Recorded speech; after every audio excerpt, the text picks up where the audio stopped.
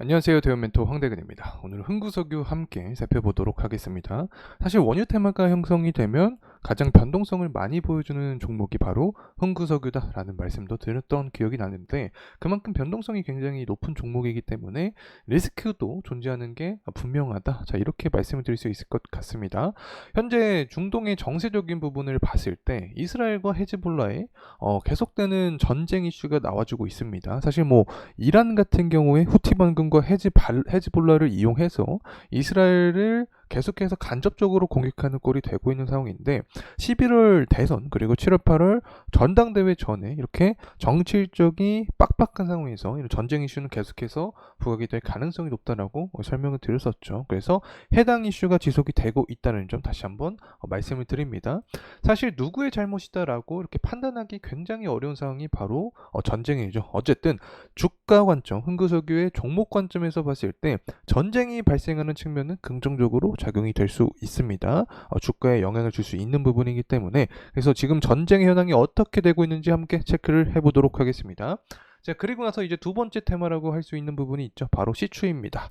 이 동해 석유가 매장돼 있다라는 이야기와 함께 시추를 계속해서 하겠다라는 정부의 제스처가 현재 발생이 되고 있는 상황인데, 51%가 반대한다라는 이야기가 나와주고 있습니다.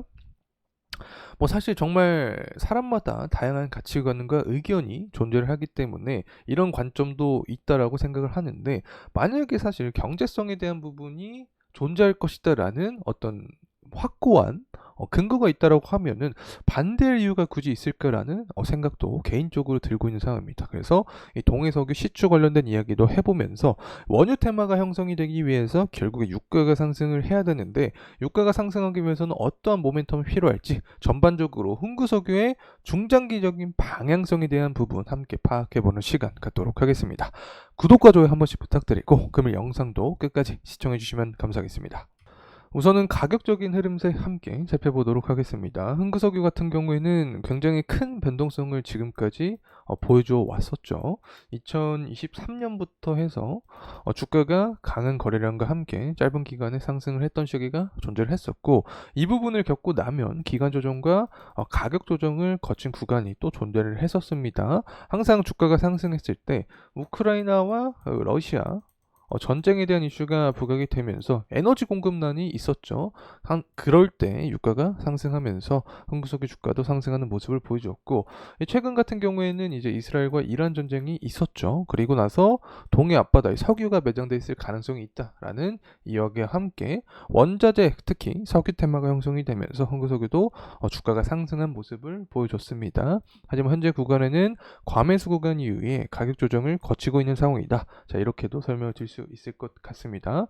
실제로 현재 수급적인 측면을 봤을 때 외인의 매집세가 계속해서 유지가 되고 있고, 그와 반대대로 개인은 매도세를 유지를 해주고 있다. 자, 이렇게 해석을 할 수 있을 것 같은데, 사실 지금 동해석유 관련해서는 리스크가 굉장히 좀 있죠. 경제성이 확보가 되지 않은 상태이고 불확실성도 많은 상태이기 때문에 개인 투자자 입장에서는 계속해서 어떤 매도세를 좀 유발을 하고 있지 않나 생각을 하고 있습니다.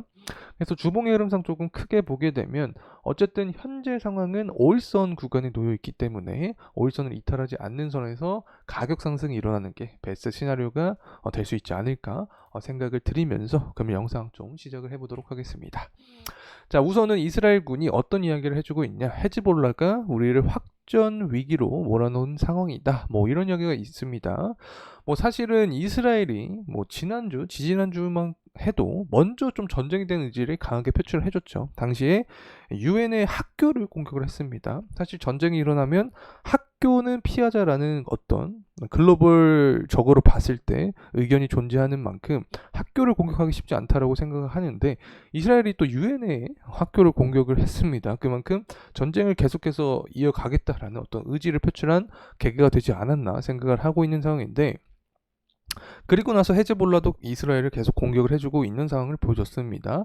그래서 현재 이스라엘 입장은 어쨌든 헤즈볼라 때문이다. 이런 입장 탓을 표출하고 있는 것 같은데, 개인적으로 봤을 때 이 전쟁도 결국에 정치적인 상황에 따라서 이런 이슈가 계속해서 부각이 되고 있지 않나 생각을 하고 있습니다. 대략적으로 제가 어떠한 깊은 내용은 모르겠지만 어쨌든 지지율을 끌어올리기 위한 제스처지 않을까 생각을 하고 있습니다.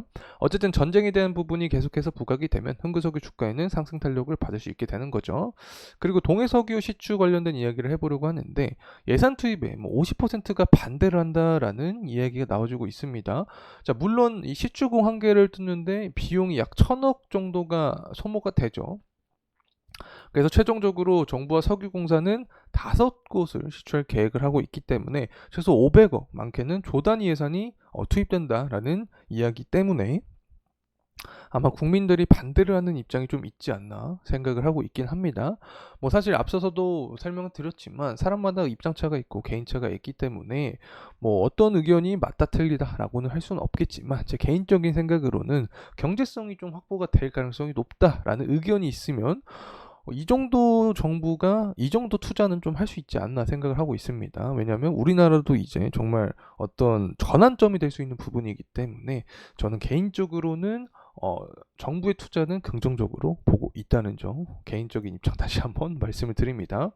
자, 그리고 나서 이제 유가적인 흐름세 함께 살펴보려고 하는데 최근 들어서 좀 상승을 많이 해주고 있습니다. 저점 매수도 들어왔고 CPI 지표도 하락을 해주면서 유동성이 들어왔죠. 때문에 유가 역시 상승 탄력을 받고 있는데 사실 지금까지 흥구석유의 주가가 상승했던 시기를 보게 되면 어쨌든 엮여서 유가에 대한 내용이 들어갈 수밖에 없습니다. 하지만 원유 테마가 형성이 되려면 현재 구간보다 더욱더 상승에 대한 모멘텀을 받아줘야 된다. 그래서 4월 달에 형성을 했던 87불 정도까지는 올라와 줘야 시장에 어떤 유가 100달러 가는 게 아니냐 리스크가 발현이 되면서 흥구석유 쪽으로 좀 순환매가 더 형성이 될 수 있지 않을까, 수급적인 측면이 들어올 수 있지 않을까 생각을 하고 있습니다.